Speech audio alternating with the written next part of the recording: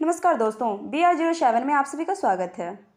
ये कोई सब्जी मंडी की तस्वीर या फिर मछली बाजार का तस्वीर नहीं है। यह तस्वीर है हमारे दरभंगा एयरपोर्ट का, जहां पे लोग दरभंगा में एयरपोर्ट की सुविधा को लेकर अभी भी संतुष्ट नहीं हैं। लोगों को अभी भी दरभंगा एयरपोर्ट पर परेशानियों का सामना करना पड़ रहा है।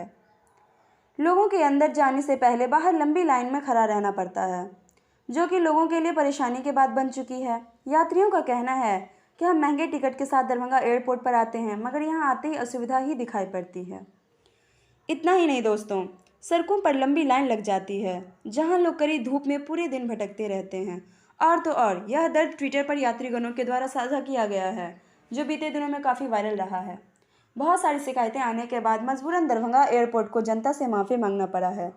बात यहीं पे ख़त्म नहीं होता है, यहाँ तक कि ट्विटर के थ्रू हरदीप सिंह पुरी और हमारे डीएम तक यात्रीगणों को भरोसा दिलाते हुए कहा है कि कृपया आप सभी भरोसा रखें, आप यात्रीगणों को इस समस्या का निवारण जल्द से जल्द किया जाएगा, ताकि बिना किसी परेशानी के आप सभी हवाई यात्रा कर सकेंगे।